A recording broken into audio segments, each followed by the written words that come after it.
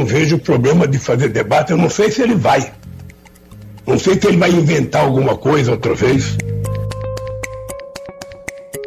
Talvez eu compareça. Vamos esperar. Eu fecho agora. Lula for, vou junto com ele. Vamos debater se é verdade ou não é verdade que você loteou a Petrobras. Eu levo os nomes, levo os escândalos. Então é mentira isso? Ele acusou o Luciano Hang da golpe, é isso?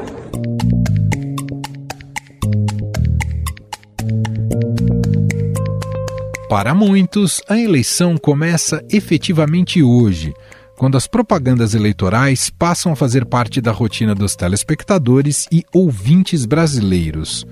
O ex-presidente Lula, candidato do PT, terá cerca de 80 inserções a mais que Jair Bolsonaro nas redes de rádio e televisão. São 286 para o petista contra 207 para o atual presidente. A campanha de Bolsonaro vai investir na imagem da primeira-dama, Michele Bolsonaro, além de reforçar o antagonismo com Lula, os valores da família e o patriotismo. Líder nas pesquisas, o petista vai evitar o confronto no horário eleitoral em um primeiro momento e trazer o debate econômico para o centro das discussões. A avaliação das campanhas dos candidatos à presidência é que as propagandas de rádio e televisão terão mais impacto do que tiveram em 2018. E talvez essa seja a única oportunidade do eleitor saber o que pensam e quais os projetos de seus candidatos. A participação em debates ainda é um mistério. Neste domingo está marcado um encontro na Band. No entanto, a equipe de Jair Bolsonaro ainda não confirmou a presença dele no evento. Já Lula diz que comparecerá, mas somente se seu adversário confirmar a participação.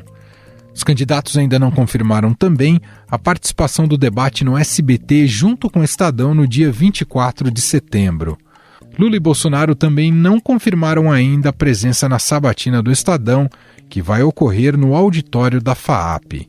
No dia 16 de setembro está marcada a ida do atual presidente. O petista deve comparecer no dia 20 de setembro. Tanto Lula como Bolsonaro têm preferido dar entrevistas a podcasts e não passam pelo escrutínio público. Os presidenciáveis só abriram exceção até agora para a sabatina do Jornal Nacional na Globo. Os outros candidatos, Ciro Gomes, do PDT, e Simone Tebet, do MDB, já confirmaram presença em todos os eventos. Enquanto isso, uma ação da Polícia Federal contra empresários bolsonaristas promete colocar mais lenha na disputa eleitoral. A ordem foi dada pelo ministro do Supremo, Alexandre de Moraes, após uma reportagem do portal Metrópolis mostrar que eles defenderam, em um grupo de WhatsApp, um golpe de Estado no Brasil em caso de vitória do ex-presidente Lula. São esses assuntos que nós vamos tratar a partir de agora com os nossos repórteres que cobrem o dia a dia do poder e da política. Estadão Notícias.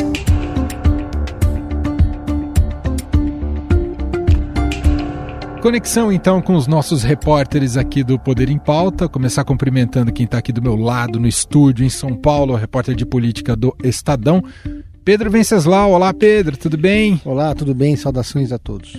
E cumprimento o Felipe Frazão, diretamente de Brasília. Olá, Frazão, como vai? Olá, eu vou bem, como vão os companheiros aí em São Paulo. Essa ponte aérea vai se estreitar agora, vai ser quase semanal, não é isso? É isso, foi bom você dar esse gancho, até para compartilhar aqui com o nosso ouvinte. Poder em Pauta é um compromisso nosso já de algum tempo, né? Para quem acompanha aqui o podcast Estadão Notícias, um encontro quinzenal que nasceu justamente para discutir os poderes e a política. Com as eleições e a intensificação desse debate, a gente percebeu que seria importante a gente estreitar essa agenda e ter um compromisso um pouquinho mais intenso e mais frequente. Por isso, o Poder em Pauta passa a ser semanal durante esse período eleitoral. Então, daqui até o dia 2 de outubro, e se tiver o segundo turno e tudo mais, a gente estende também ao longo do mês de outubro, mas teremos esse encontro semanal, sempre publicado às sextas-feiras, com Felipe Frazão em Brasília e Pedro Venceslau aqui em São Paulo. Uma excelente novidade, estamos muito felizes e entendemos que isso é importante para a gente ter um raio-x de como as eleições estão transcorrendo. Bom, gente vai começar no nosso primeiro assunto de uma novidade, de uma nova etapa na campanha eleitoral que começa nessa sexta-feira, justamente a campanha, o horário político eleitoral supostamente gratuito e obrigatório em rádio e televisão. Tem ainda aqueles 2 blocos em 2 períodos, seja no rádio ou na TV, de cerca de 20 minutos, e além desses 2 blocos, as inserções distribuídas ao longo das programações das emissoras. Inserções que são esses spots, como os spots publicitários, ou com duração de 30 segundos, ou com duração de 1 minuto. De onde eu parto aqui a nossa conversa e passo aqui para o Pedro e o Frazão analisarem. 2018 foi uma ruptura em vários sentidos, né, a eleição de Bolsonaro, e também colocou um pouco em xeque aquela eleição de 2018, se a campanha em rádio e televisão ainda tinha relevância, importância e influência para a mudança de voto, para convencimento do eleitor. E a pergunta que fica agora e eu acho que está rondando a cabeça dos estrategistas, dos marqueteiros, dos candidatos e de nós jornalistas, qual será o papel, então, dessas campanhas nessas eleições de 2022? Então passo justamente essa pergunta, começando por você primeiro, Pedro, depois o Frazão comenta também. Diga lá. Ontem, por acaso, eu tive uma conversa com o Lula Guimarães, que hoje ele está fazendo a campanha da Soraya Tronic, mas em 2018 ele era o marqueteiro do Geraldo Alckmin. Na campanha de 2018, por pouco o Centrão não fechou com o Ciro Gomes, bateu na trave. Na reta final, nos últimos dias ali, teve um cavalo de pau, a turma fechou toda em bloco com o Alckmin. O Alckmin tinha mais de 5 minutos de televisão contra, sei lá, acho que alguns segundos do Bolsonaro. Era uma campanha que até a facada, todo mundo dizia, quando a campanha começar, vai virar, vai mudar, etc. Bom, não mudou, o Alckmin teve 4% das intenções de voto. E aí criou-se ali uma espécie de narrativa, meio que um consenso, as pessoas começaram a achar que rede social decide eleição e que a TV perdeu relevância. Não é bem assim. O que todos os marqueteiros dizem, os especialistas e os políticos também, o que houve em 2018 foi que o Bolsonaro teve a maior exposição de todos porque criou-se ali no saguão do Einstein uma espécie de cobertura ao vivo diária, o tempo todo, de todas as emissoras estavam ali presentes falando sobre o estado de saúde do Bolsonaro, que ficou vitimizado. Então ele ganhou uma exposição extraordinária ali no Albert Einstein. Um especialista que eu falei foi o Renato, da Locomotiva, Renato Meirelles, ex-Data Popular, um instituto especialista em classe C. Ele disse o seguinte, avançou muito sim, as redes sociais hoje elas são, muito mais gente tem acesso às redes sociais, mas os indecisos se informam pela TV e pelo rádio. Os já convertidos se informam mais pelas redes sociais do que os indecisos. Então, essa eleição vai ser decidida, sim, pela televisão. E na televisão, o ex-presidente Lula tem 80 comerciais a mais no cômputo geral do que o Bolsonaro. É muita coisa numa eleição que deve ser acirrada. Todo mundo avalia que o Bolsonaro vai crescer com a televisão e também com a chegada do Auxílio Brasil. Vai ser uma eleição muito mais acirrada do que ela parece, do que o cenário mostra hoje. Mas ela vai ter um papel decisivo, sobretudo os comerciais, porque os blocos ninguém assiste, né? Todo mundo usa o horário eleitoral para ir no banheiro, para fazer um lanche, etc. E tem alternativa, né? Na nossa geração, exatamente, né, Pedro, não tinha alternativa, hoje tem, né? E tanto é importante a televisão, para finalizar, que ela consome a maior parte do orçamento do fundo eleitoral das campanhas. Quase vai tudo para a televisão. A estratégia de comunicação é muito centrada na TV. Até porque hoje você usa o que você produz na TV, fatia e joga nas redes sociais. Frazão, quero te ouvir essa nova etapa da campanha eleitoral começando nessa sexta-feira com essa presença maciça, midiática e que tem esse efeito de um despertar, né, para a sociedade, que já vem ocorrendo aos poucos, mas eu entendo que a partir dessa sexta-feira todo mundo acaba conectado com a agenda das eleições, né, Frazão? Porque a TV tradicional, ela de certa forma te impõe, né, com o que o Pedro falou. Pode ser que você esteja meio desocupado ou fazendo outra coisa no horário eleitoral tradicional, naquela bloco de propaganda partidária, que eu particularmente sempre tive a maior curiosidade e o maior prazer em assistir, talvez por isso... Também sempre gosto de assistir. Especialmente de deputado, né? A gente é a minoria na população brasileira, né? E gosta dessas coisas e trabalha com jornalismo político, né? Somos os tarados por isso. Então, eu sempre gostei de assistir, e particularmente não gosto de perder, mas tem os filmetes, né, as inserções, aquelas propagandas que vão aparecendo ao longo do dia, aleatoriamente, a pessoa às vezes não está esperando e cruza com aquilo na programação da TV, do rádio, que nisso que o Lula tem uma vantagem aí de 80, né? São 287 e o Bolsonaro 280.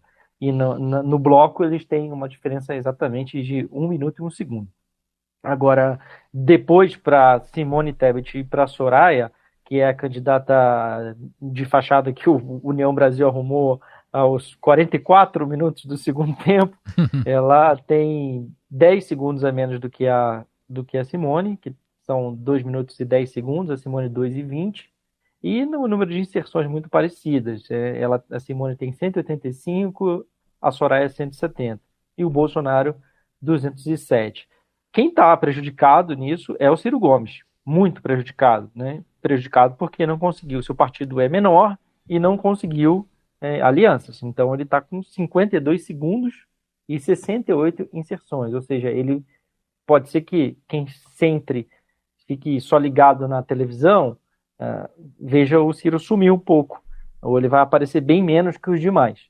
Agora, uma coisa que vocês estavam conversando, eu estava prestando bem atenção, eu achei curiosa também o que o Pedro relata, né? Ouvindo aí, já tinha lido a reportagem dele, conversando com o Renato Meirelles e outro, é que eles apostam muito que o eleitor de classe C indeciso vai decidir a partir da televisão.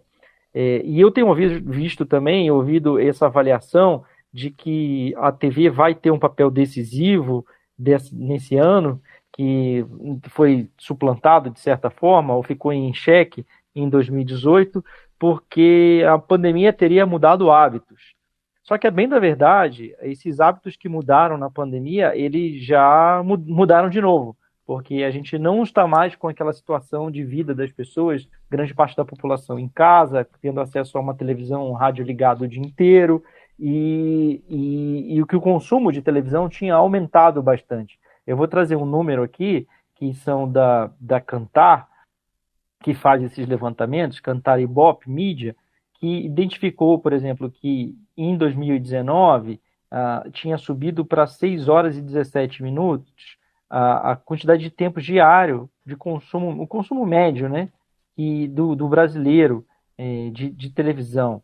Olha, isso em 2019, no primeiro ano da pandemia, esse dado foi divulgado em 2020. E aí eles diziam lá, naquela ocasião, que na região norte e na região sudeste chegava a 6 horas e meia.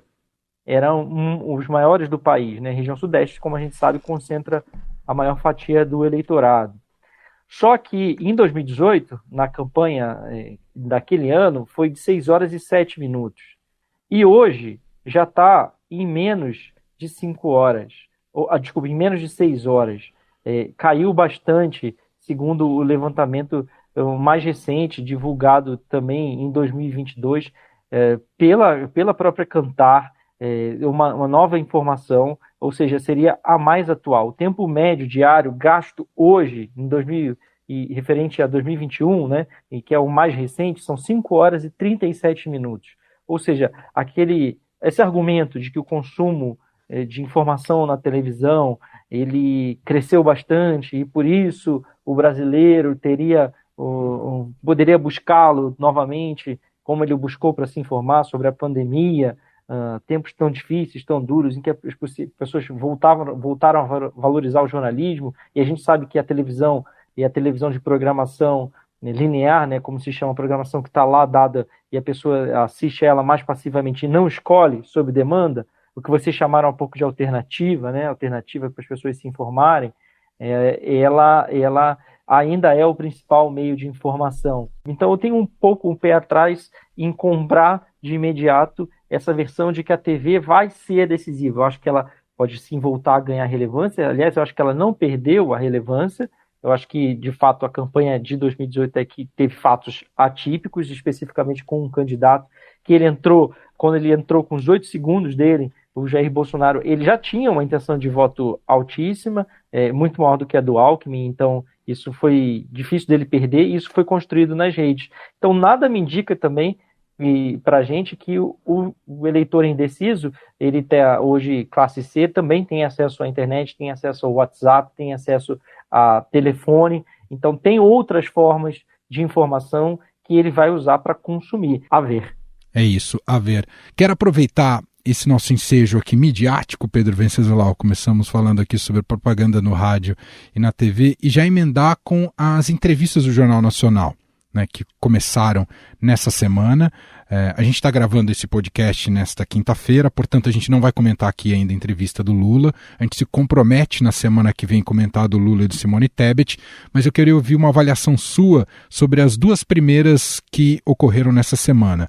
A primeira com o presidente Jair Bolsonaro, que tinha uma tensão maior, elevada em relação a como ele se comportaria, isso na segunda-feira, e como o próprio Jornal Nacional também o interpelaria, e no dia seguinte a entrevista do candidato Ciro Gomes do PDT. Uma avaliação sua sobre essas duas entrevistas, Pedro, porque elas têm um potencial, como o Frazão frisou, né, um potencial de mudar voto e de influenciar muita gente.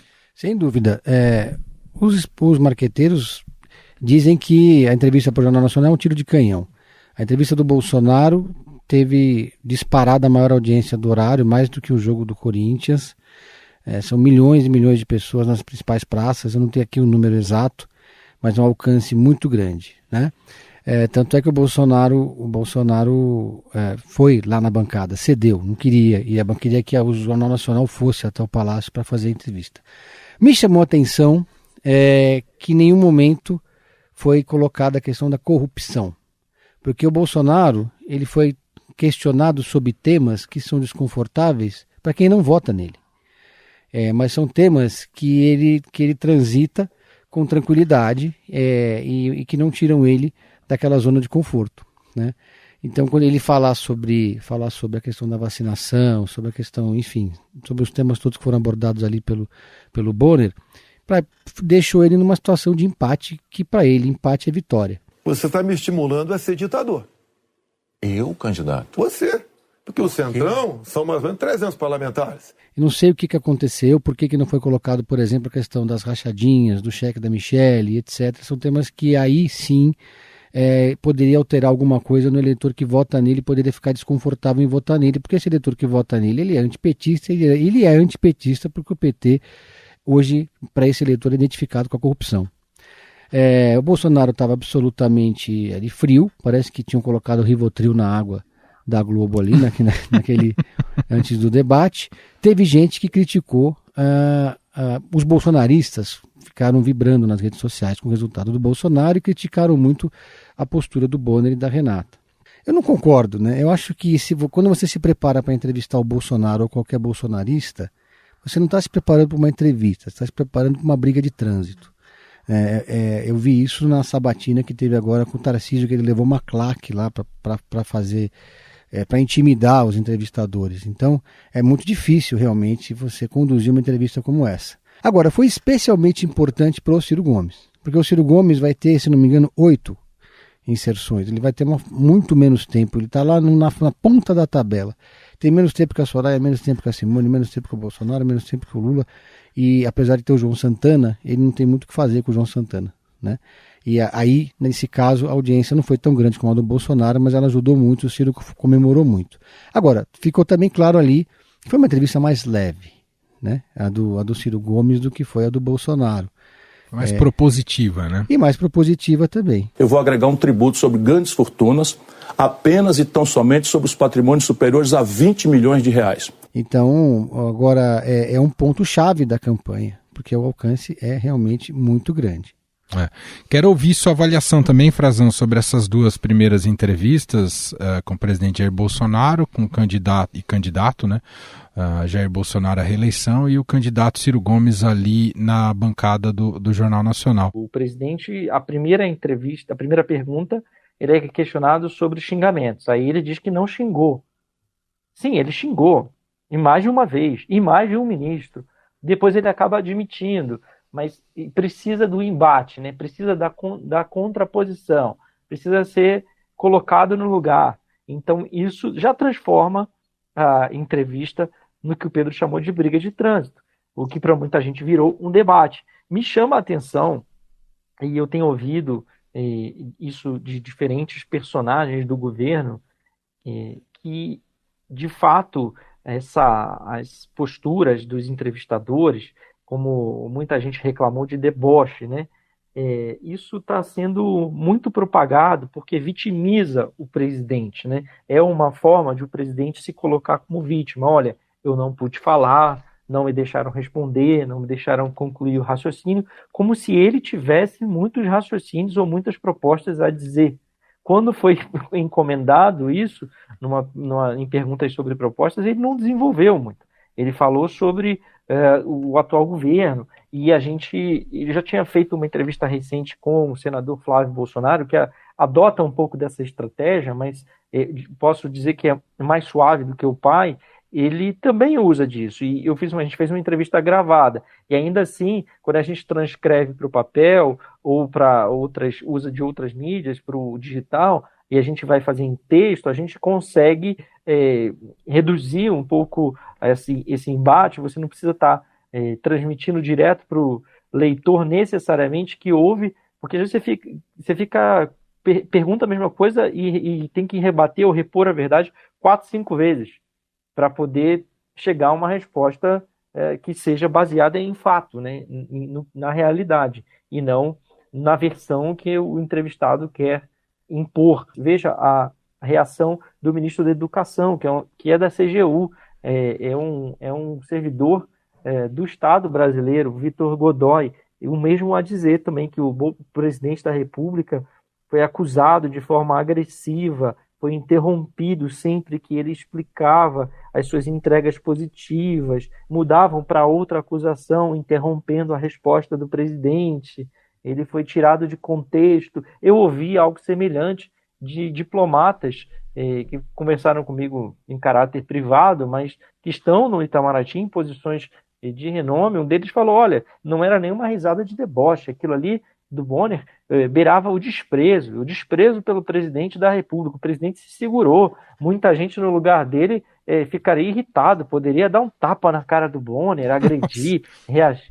Eu fiquei assim surpreso em ouvir isso de diplomatas, porque são pessoas, né, que a gente entende que são treinadas para lidar com a adversidade, né, para negociar, inclusive, com aliados e adversários, e que estão assim repercutindo muito, né, no seio do governo, esse discurso de que o presidente foi ali, o Bonner deu razões, e que aquele ambiente ali era um ambiente de oposição, e que o Lula é o queridinho da TV Globo. Olha, assim, um discurso que está contaminando todo mundo. É isso que eu queria trazer aqui para o nosso ouvinte, tá? Inclusive as pessoas de carreira de Estado, como diplomatas e auditores federais. E o Ciro, por um marketing mais tradicional, um marqueteiro renomado no país, João Santana, que foi tragado, né? Quase não, foi de fato tragado, e podíamos dizer que ele tinha, para muitos, a carreira tinha se encerrado com a Lava Jato. Ele admitiu, foi delator da Lava Jato, admitiu o recebimento de recursos, e hoje se reergueu, né, e está participando da campanha do Ciro. E o João Santana é um dos grandes talentos no marketing político brasileiro, a despeito dessa fase negativa, né, obscura da carreira dele no recebimento de recursos de forma ilegal. Ele já lança a sua proposta da vez que do SP Ciro de 2018, tirar as pessoas do SPC. Ele lança a lei antiganância no último minuto da campanha, justamente orientado para despertar curiosidade nas pessoas, para fazer com que elas busquem aquilo nas redes sociais, na internet, e ele chama para o lançamento de uma web TV que ele vai usar para tentar contrapor essa falta de espaço que ele terá no horário eleitoral, que é a tal da Ciro TV, que ele promete lançar no sábado, já em sequência aí do horário eleitoral.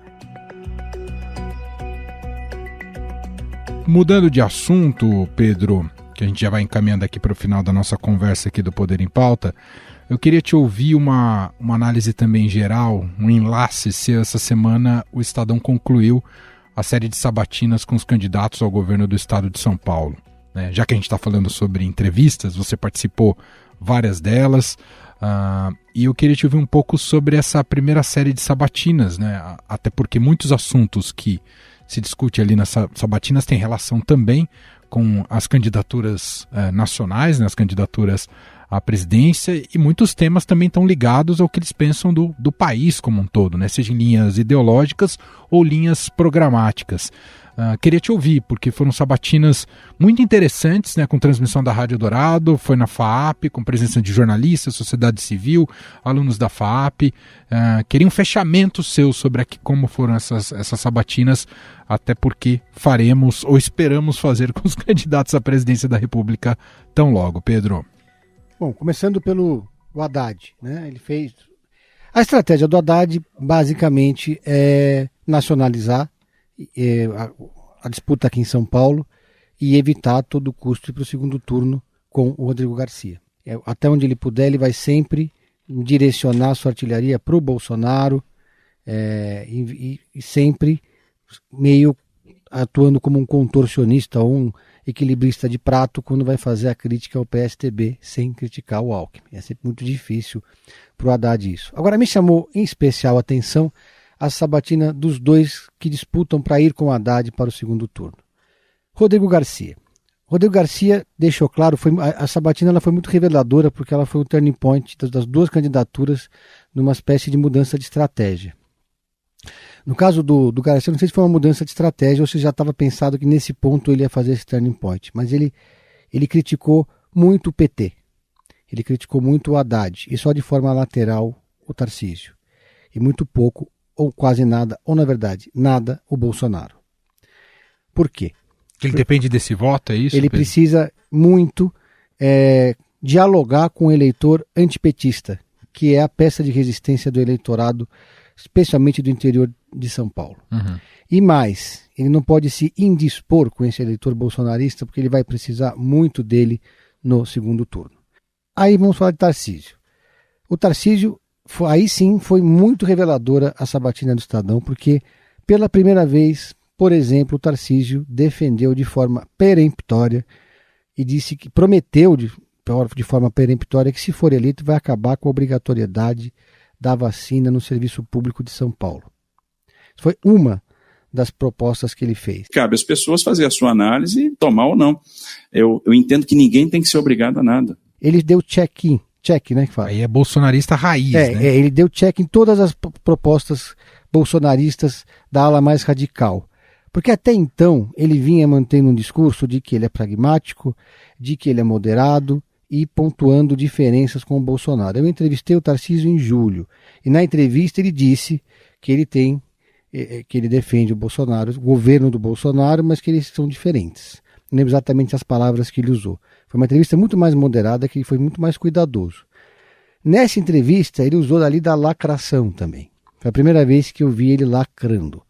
Não combina muito com ele, mas deve ter feito muito media training antes de percebeu subir. Nas redes sociais, que tem até um termo já, que em vez de lacrar é asfaltar. Asfaltar. Eu fui asfaltado.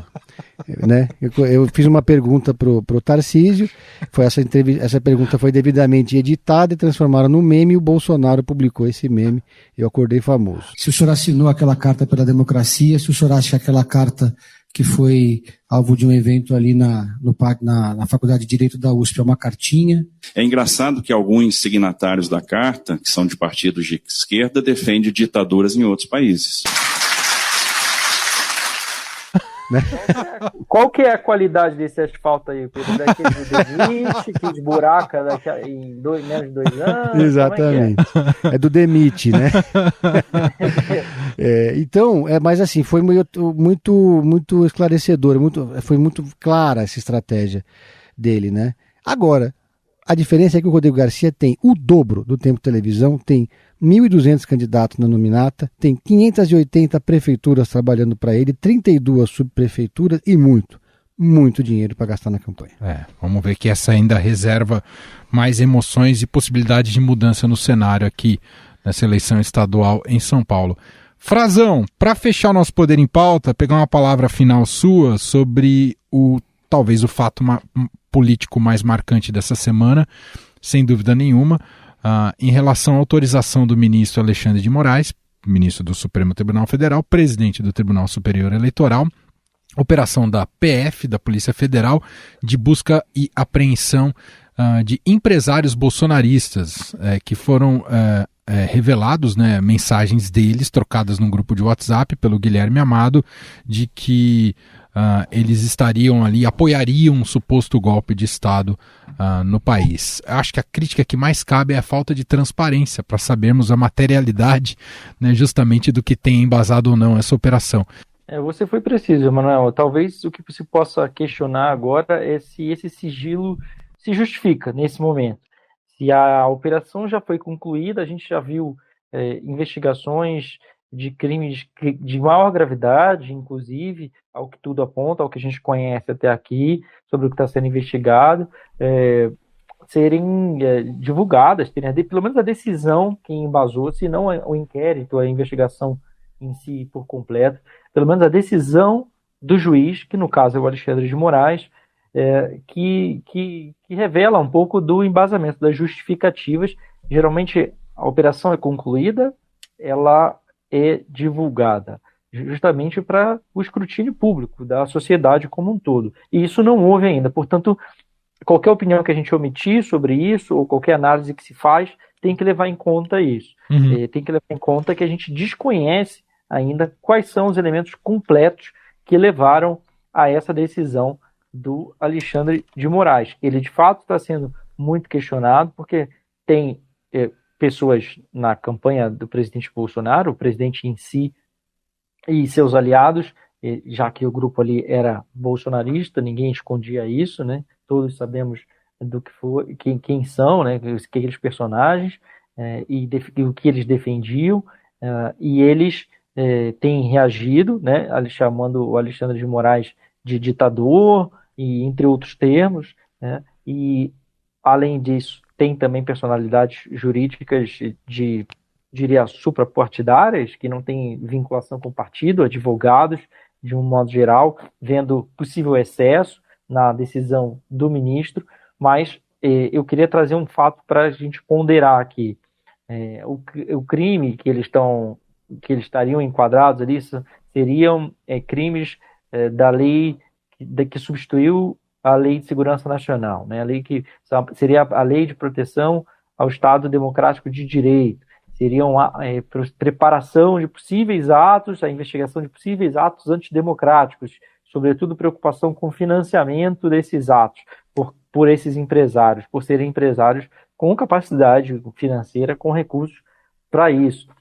E o alvo seria o 7 de setembro, onde a gente já viu no ano passado, por exemplo, a invasão da esplanada dos ministérios e a ocupação, e uma preocupação muito grande do que poderia ocorrer, inclusive com a sede do do Supremo Tribunal Federal.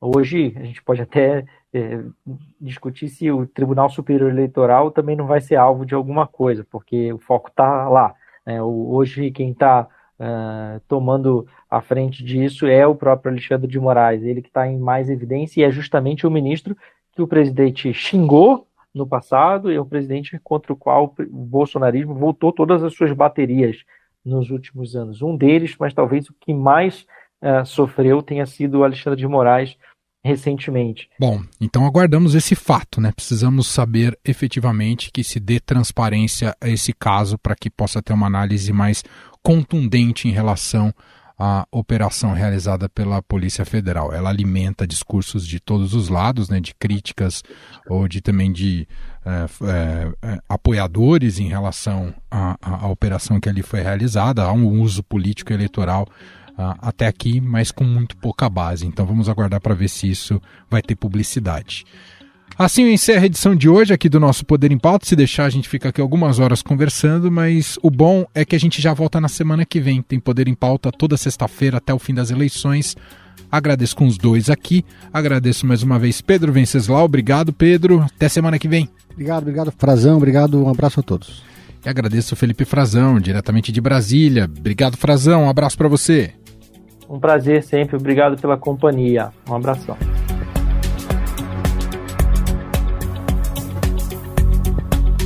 Este foi o Estadão Notícias de hoje, sexta-feira, dia 26 de agosto de 2022. A apresentação foi minha, Emanuel Bonfim. Na produção, edição e roteiro, Gustavo Lopes. A montagem é de Moacir Biasi. Escreva pra gente no e-mail podcast@estadão.com. Um abraço para você, um ótimo fim de semana e até mais.